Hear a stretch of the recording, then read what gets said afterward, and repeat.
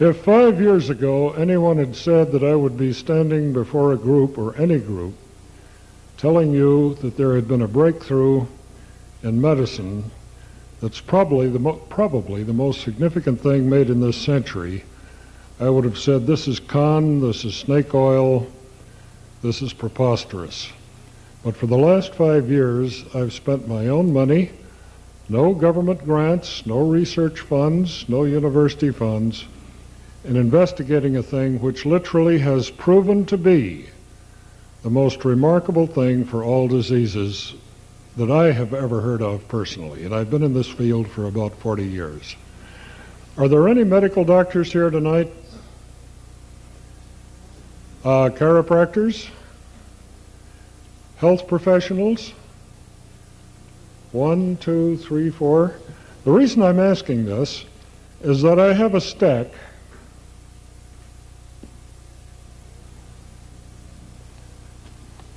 of IRB studies, and the doctors will recognize what these are.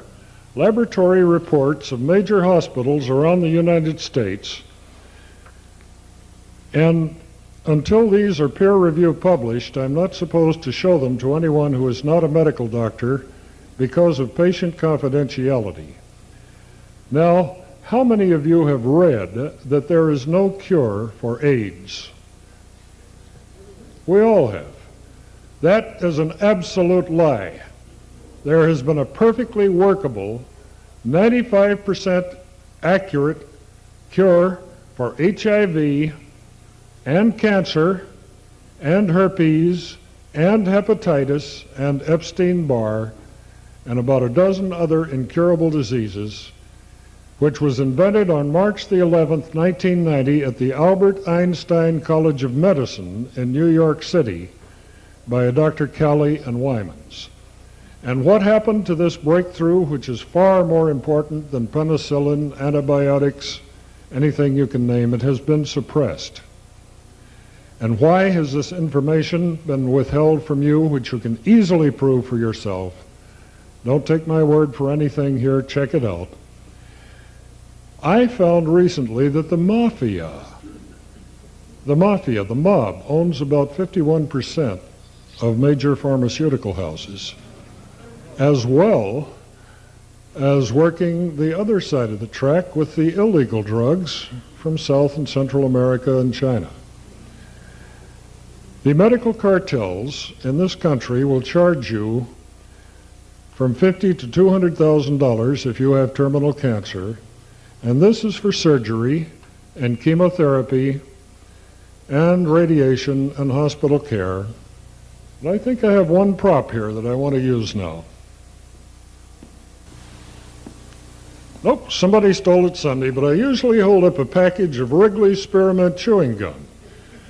That packet of chewing gum cost me a nickel when I was a young man.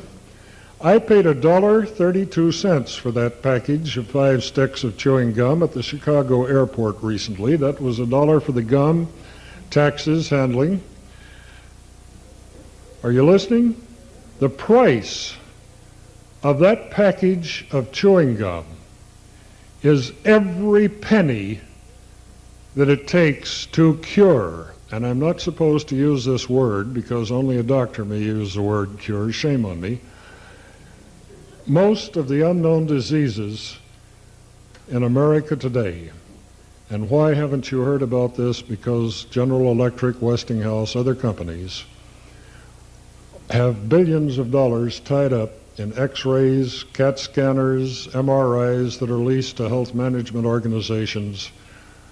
And for $1.32, you can cure yourself without doctors, without pharmaceuticals, without medicine, certainly without surgery, certainly without chemotherapy, any drugs, any herbs, any no-sodes, any homeopathic remedies.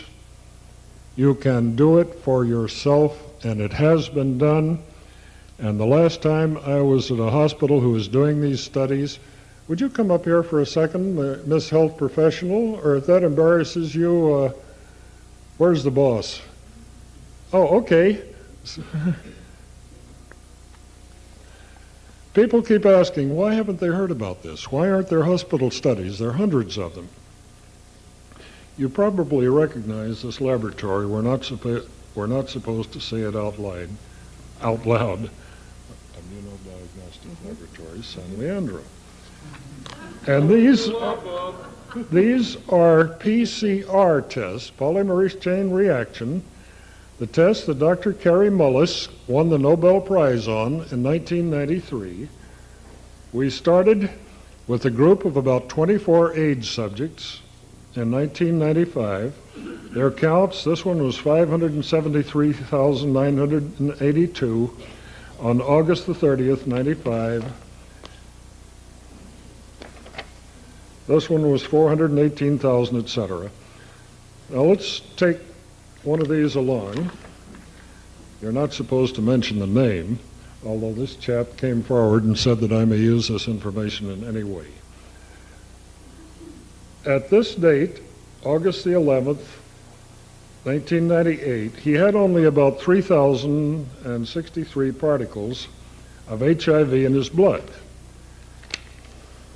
But now, as this test develops, if we look at this test, PCR, on 11/3/95, this was several months later, the count was less than 100, which means that it was 0 as far as the test was concerned, right? Mm-hmm.